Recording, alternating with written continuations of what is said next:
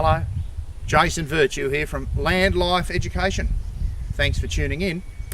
It's now February the 25th, and in our part of the world we're just coming off the end of a week of rain. So we've had about a little bit under 8 inches of rain here in the last 5 days, which has been very, very welcoming.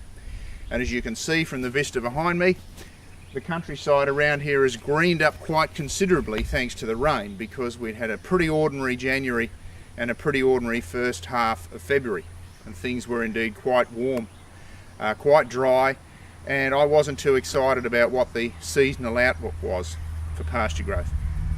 The reason that I'm talking to you from outside today is that I want to encourage you that if you've had some rain at your place recently, I'd like you to go out into the pasture with a shovel and dig up a bit of the earth and see how far the rainfall soaked into the soil. By far and away, with a lot of the people that we work with, their landscape is not what you would call absorbent, and a great amount of the rainfall that they receive actually either runs off, or when the weather finds up and the sun comes out, a lot of that moisture will dry up and evaporate. So the question is, how effective is the rainfall that you receive? One simple way of looking at it is digging a little square of the soil about sort of 8 or 10 inches square, or what's that in the old money, 10 by 10 centimetres, 15 by 15 centimetres, and having a look at how far the moisture soaked down into the soil profile. It's very easy to look across a landscape when it's lovely and green, as it is near me today, and say, well, that's good, all of the rain soaked in. But the fact of the matter is, we know that a lot of the rain doesn't soak in on the land we manage, simply because the soil isn't very porous. And as you, as a farm manager or a livestock manager who is dependent on the rainwater soaking into the soil so that you can grow grass to feed your animals, so that you can make a profit, it's critical that you understand the porosity of the soil and how easily it absorbs moisture when it chooses to rain. So what I'm going to do is dig up a little square and show you just how moist the soil profile is here. What I'll do first is I'll pan the camera down to show you that it's not a particularly good stand of pasture where we are.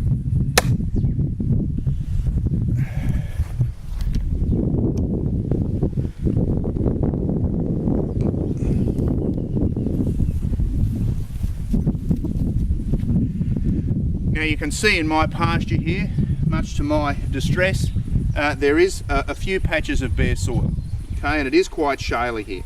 However, there are quite a lot of green plants, and any moisture that was moving across this landscape had to negotiate these plants for it to run downhill.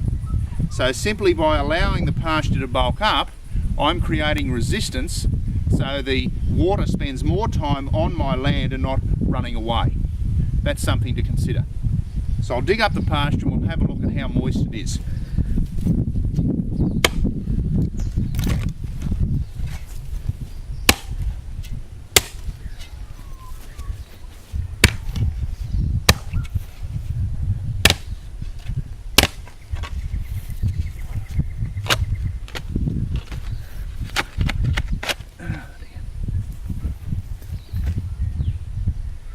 Now let's just turn that over.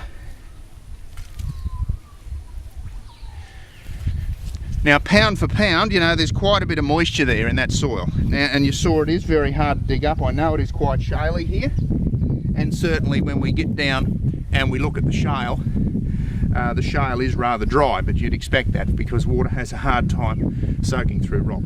But there's a fair bit of moisture there. Okay, now I can't squeeze it. I can't squeeze it enough to get water to come out, but still at all it is quite moist. As long as I don't graze these plants or mow them for a couple of weeks or even a month or more, I will grow quite a bit of pasture on this, because you can see there's quite a lot of root material down in that soil, which is good.